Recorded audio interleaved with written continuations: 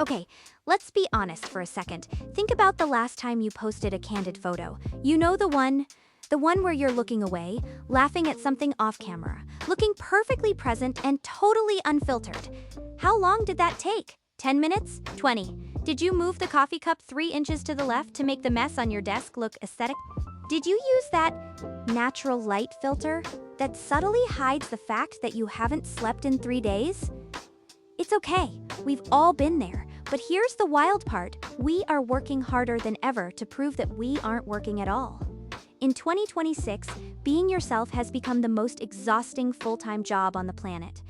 We have apps like Be Real that literally put authenticity on a timer, turning spontaneous life into a scheduled performance. It's a total paradox. We're obsessed with being real, yet we're using tools that make everything feel more manufactured than ever. The word authenticity actually comes from the Greek authentikos, which used to mean the original author or the principal. It was about being the source of your own actions, but today, authenticity is a status symbol. It's a verified badge that a corporation sells back to you. We've turned our souls into personal brands, and we're constantly checking our analytics to see if our realness is trending. We're living in a world where even our flaws are curated to make us more relatable. This isn't just a glitch in your social media feed. This is a trap that was carefully laid for us over 60 years ago. And once you see the mechanics of the cage, you can't unsee them. We are performing the role of ourselves, and the script is being written by someone else's bottom line. Let me introduce you to a guy who would have absolutely hated your Instagram feed. His name was Theodor Adorno. He was a German philosopher writing in the mid-20th century, and he saw all of this coming. In 1964, he wrote a book called The Jargon of Authenticity. Adorno's big realization was that the more society talks about individuality and being yourself, the more we actually end up looking exactly like the advertisements we consume. He called it the culture industry. Think about it. Have you noticed how every authentic coffee shop in the world now looks identical? The same exposed brick, the same Edison bulbs, the same minimalist plants, the same lo-fi beats. It's authentic by design, a template for a feeling. Adorno argued that the language of being real is actually a tool the system uses to hide the fact that everything is standardized.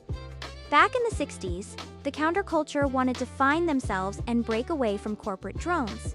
But the corporations were smart. They didn't fight the search for the self, they packaged it. They started selling the leather jackets, the vintage records, and the rebellious attitudes. Suddenly, being a rebel was just another consumer choice. Adorno's most terrifying insight wasn't just that the world is fake.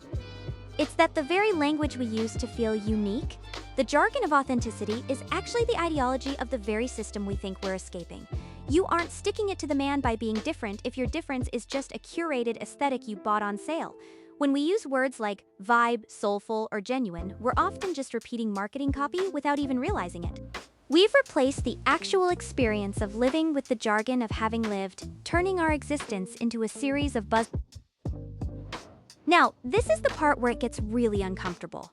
When I first read this next part of Adorno's work, I literally had to put the book down for an hour. Most of us think that authenticity is like peeling an onion. We think if we just peel back the layers of societal pressure, corporate brainwashing, and family expectations, we'll eventually find the real me hiding at the core. But Adorno says, there is no core. You are the layers. This is what he meant when he famously said, "Wrong life cannot be lived rightly." In a world where every preference you have, your favorite song, your fashion sense, your political takes, is a data point tracked by an algorithm, the idea of a pure or original self is a total myth. Think about your unique personality for a second. How much of it is a composite of the last 5 Netflix shows you binged, the Spotify playlists that were made for you, and the TikTok trends you've been scrolling through? The algorithm doesn't just know your taste, it is actively manufacturing the person you think you are discovering. We're like high-definition mirrors reflecting whatever the machine feeds us, and we call that reflection our truth. It's the ultimate intellectual shock. We aren't losing ourselves to the algorithm. The algorithm is the only thing currently manufacturing the self we're so desperate to find. We feel a sense of failure when our unique thoughts don't get enough likes, so we subconsciously pivot to whatever is trending. We've become the curators of our own prison, rearranging the mess on our desks just to make sure our work from home photo looks perfectly uncurated. We are performing vulnerability for an audience of bots and advertisers. Every honest confession on camera is framed for maximum engagement. We're chasing a phantom self that was designed by a committee of software engineers in Silicon Valley, and we're calling it our inner voice. It's an endless loop of performative realness where being yourself has become the most profitable currency of the decade. Okay, so if the self is a corporate construct, are we just doomed to be walking advertisements forever? Not necessarily, but the solution isn't to find a better brand. It's about identity sabotage. We need to start throwing some glitches into the machine. Here's the first life hack, and it's a tough one: the secret hobby protocol. For the next 30 days, I want you to do one thing. Anything that you are strictly forbidden from photographing, mentioning online, or putting on a resume. If you paint a picture, hide it. If you go for a hike, don't track the GPS. If you cook an incredible meal, eat it in the dark without taking a photo for the group chat. If it isn't documented, the algorithm can't claim it. This is how you reclaim unrecorded time. This is how you find the blank space that hasn't been monetized yet. It's an act of rebellion against a world that demands every second be productive or visible. Next, try an algorithm interruption. Intentionally engage with 3 things today that genuinely annoy or confuse you. Read an article from a viewpoint you hate. Listen to a genre of music that makes you cringe. Watch a documentary about a subject you find boring. Break the authentic bubble that the AI has built for you. Force yourself to be someone the machine can't predict. And finally, do an anti-identity audit. Look at your 5 most authentic traits. Maybe you're a coffee lover, a minimalist, or an edgy gamer. Now ask yourself, which corporation or subculture sold you that specific identity?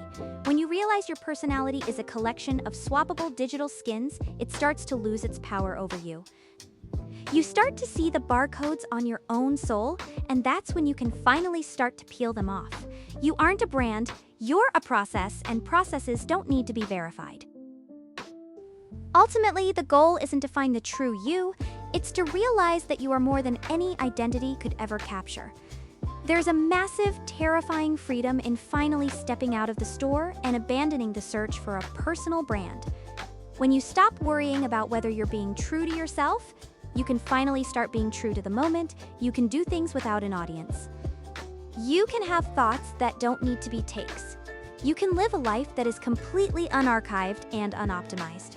Adorno's critique sounds cynical, but it's actually the most freeing thing I've heard all year. It tells us that we don't have to perform anymore. We don't have to be verified, we don't have to be real, we can just be. The realness we've been sold is a product, but existence is free.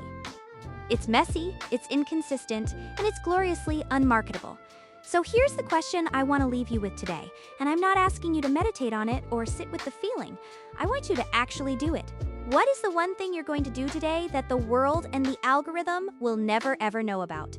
Something that will never be a data point. Something that belongs only to you and the fleeting second it happens in. Go do that, because that's where the wrong life ends and something actually real might finally begin. No filters, no metrics, no jargon. Just you, in the unrecorded world. Thanks for exploring the trap with me. Now, go get lost in the reality they can't track. I'll see you in the next one.